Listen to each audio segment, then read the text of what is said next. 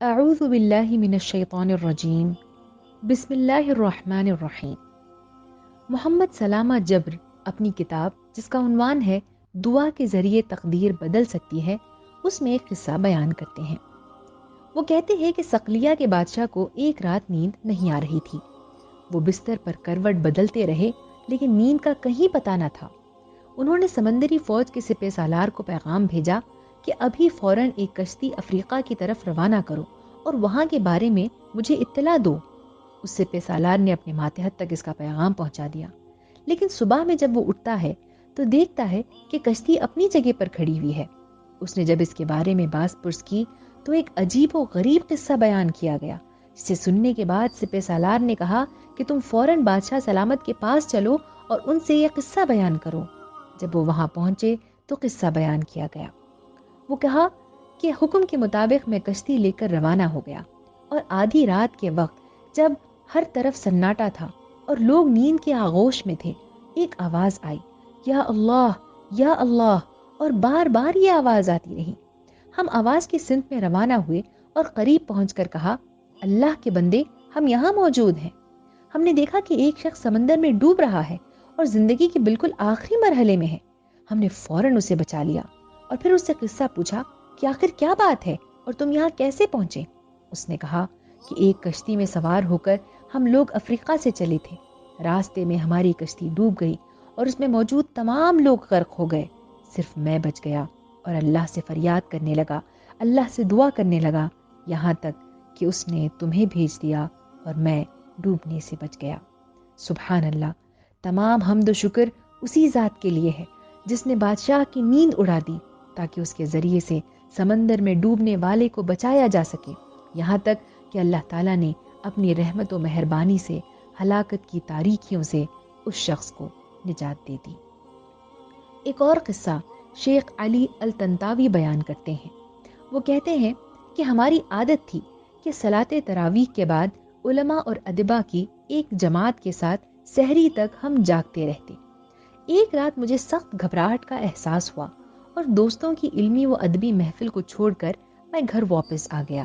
حالانکہ وہ اصرار کے ساتھ مجھے روکنے کی کوشش کرتے رہے، لیکن میرا دل وہاں رکنے کے لیے بالکل آمادہ نہیں تھا۔ اس گھبراہٹ اور بے چینی کی کوئی وجہ مجھے سمجھ میں ہی نہیں آ رہی تھی، اس لیے اللہ پر بھروسہ کر کے میں گھر سے باہر نکل گیا۔ ابھی تھوڑی دور ہی گیا تھا کہ ایک نوجوان عورت کو روتے ہوئے پایا جس کے پاس ایک شیرخوار بچہ تھا۔ میں رک گیا اور اس کی حالت دریافت کی۔ اس نے اپنی شوہر کی سنگ دلی اور بدسلوکی کی شکایت کرتے ہوئے کہا کہ وہ اس درجے پتھر دل ہے کہ آدھی رات کو اس دودھ پیتے بچے کے ساتھ اس نے مجھے گھر سے باہر نکال دیا ہے۔ میں نے اس سے کہا، صبح میں قاضی کے پاس جاؤ، انشاءاللہ وہ تمہیں انصاف دلائے گا۔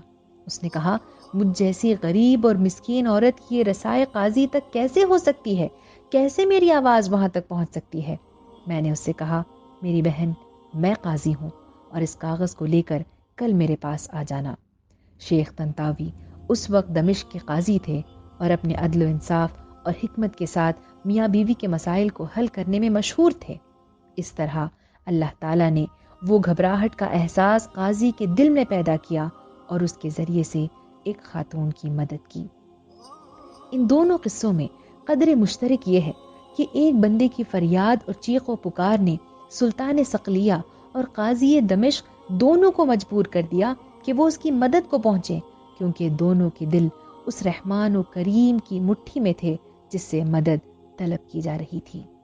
عزیز سامعین، یہ جو واقعات ہم نے آج اور گزشتہ دنوں میں سماعت فرمائے ہیں، ضرورت اس بات کی ہے کہ ہم ان واقعات کو وقت گزاری کا ذریعہ نہ بنائیں، بلکہ اس سے عبرت اور نصیحت حاصل کریں۔ اللہ تعالیٰ فرماتے ہیں سورہ یوسف کی آیت نمبر 111 میں، لَقَدْ كَانَ فِي قَصَصِهِمْ عِبْرَةٌ لِأُولِي الْأَلْبَابِ، کہ ان کے قصوں میں عقل والوں کے لیے یقیناً نصیحت اور عبرت موجود ہے۔ اور اسی کے ساتھ ساتھ یہ جو واقعات ہیں، یہ غور و فکر کا ذریعہ بننا، اس کی ضرورت ہے۔ ان قصوں کو سننے کے بعد اب ہمارا یقین اللہ پر بڑھ جانا چاہیے، اور ان تمام باتوں کو، ان تمام قصوں کو سامنے رکھنے کے بعد جب بھی ہم دعا کریں تو چند باتوں کا خیال رکھیں۔ پہلی چیز یہ کہ دعا جب کریں تو اس کے بعد صبر و تحمل سے کام لیں، جلد بازی نہ کریں، بار بار اللہ تعالیٰ سے مانگتے رہیں۔ اللہ تعالیٰ فرماتے ہیں، جیسے ابو ہریرہ رضی اللہ عنہ کی ایک روایت میں آتا ہے کہ اللہ کے رسول صلی اللہ علیہ وسلم نے فرمایا کہ اللہ تعالیٰ بندے کی دعا قبول کرتے رہتے ہیں، بشرط یہ کہ وہ گناہ اور قطع رحمی کی دعا نہ کرے اور جلد بازی نہ کرے۔ صحابہ کرام نے عرض کیا کہ اے اللہ کے رسول، جلد بازی کیا ہے؟ آپ صلی اللہ علیہ وسلم نے فرمایا کہ بندہ کہنے لگے کہ میں نے دعا کی، بار بار دعا کی، لیکن کچھ نہیں ہوا، میرا خیال ہے کہ میری دعا قبول نہیں ہوگی، اور یہ سوچ کر تھک جائے اور دعا کرنا چھوڑ دے۔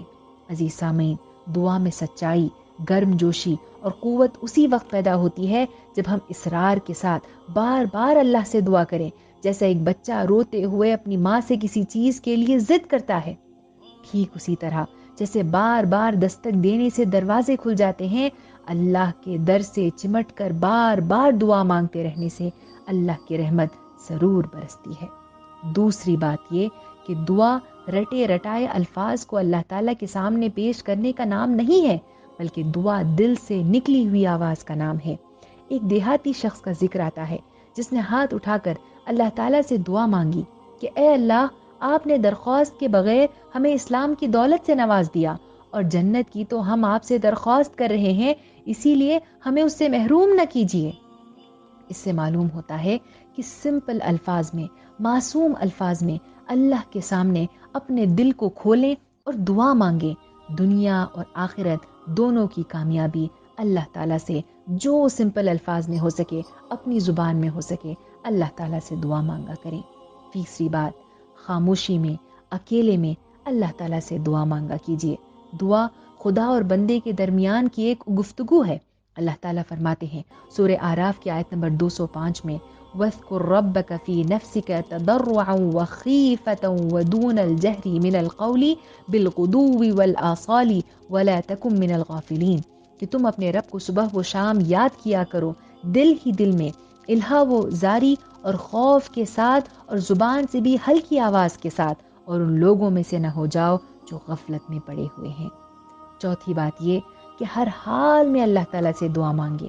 محض وقت پڑنے پر دعا نہ کریں، بلکہ خوشحالی، بدحالی، مصیبت، خوشی، تنگ دستی، فراخ و کشادگی، ہر حال میں اللہ تعالیٰ کو یاد کریں۔ جو شخص فراخی، خوشی اور مسرت اور راحت میں اللہ تعالیٰ کو پابندی کے ساتھ یاد کرتا ہے، تو سختی اور شدت اور کرب اور مصیبت کے وقت اللہ تعالیٰ اس شخص کی دعا کو قبول فرماتے ہیں۔ چنانچہ اللہ کے رسول صلی اللہ علیہ وسلم نے فرمایا کہ جسے اس بات سے خوشی ہو کہ اللہ تعالیٰ مصیبت اور رنج و غم کے وقت اس کی دعا کو قبول کرے، تو اسے فراخی اور خوشی کی حالت میں اللہ تعالیٰ سے خوب دعا کرنی چاہیے۔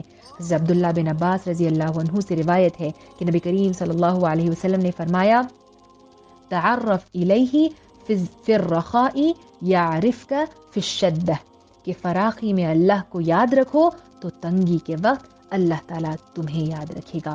ان چار باتوں کا ہم خصوصی طور پر خیال رکھیں جب بھی اللہ تعالیٰ سے دعا مانگیں، اور جب دعا مانگیں تو کچھ ایسے اوقات ہیں جن کا خصوصی طور پر خیال رکھیں۔ یہ وہ اوقات ہیں جن میں ہماری دعا قبول ہوتی ہے۔ سحر کے وقت، جمعہ کے دن، رمضان کے مہینے میں، یوم عرفہ، اذان و اقامت کے درمیان کے وقت، فرض صلات کے بعد۔ اللہ کے رسول صلی اللہ علیہ وسلم کی ایک حدیث میں ذکر آتا ہے کہ ابو امامہ باہلی کہتے ہیں کہ اللہ کے رسول صلی اللہ علیہ وسلم سے دریافت کیا گیا کہ اے اللہ کے رسول، کون سی دعا زیادہ سنی جاتی ہے؟ آپ صلی اللہ علیہ وسلم نے فرمایا کہ رات کے آخری حصے میں جو دعا کی جاتی ہے اور فرض صلات کے بعد جو دعا کی جاتی ہے، وہ دعا اللہ تعالیٰ قبول فرماتے ہیں۔ پھر صیام اور سفر کی حالت میں جو دعا کی جاتی ہے، اور باپ کی دعا جو اپنے بیٹے کے لیے ہوتی ہے، وہ دعا قبول کی جاتی ہے۔ ان اوقات کا ہم خاص طور پر خیال رکھیں اور روزانہ ان اوقات کو تلاش کریں اور ان میں زیادہ سے زیادہ اللہ تعالیٰ سے دعا مانگیں۔ ان تمام باتوں کا خیال رکھتے ہوئے اگر ہم دعا مانگیں تو یقیناً اس سے اللہ تعالیٰ کی ہمیں خوشنودی حاصل ہوگی، ہماری دعائیں قبول ہوں گی، اور انشاءاللہ اللہ کی رحمتیں ہم پر ضرور برسیں گی۔ اللہ رب العالمین سے دعا ہے کہ جو بھی قصے اور واقعات ہم نے سنے ہیں، ان سے انسپائر ہو کر، ان سے موٹیویٹ ہو کر اللہ تعالیٰ ہمیں دعا کی توفیق عطا فرمائے، اور اللہ سے اپنے ربط اور تعلق کو اور زیادہ مضبوط بنانے کی اللہ تعالیٰ ہمیں توفیق دیں۔ آمین ثم آمین، وآخر دعوانا ان الحمد للہ رب العالمین۔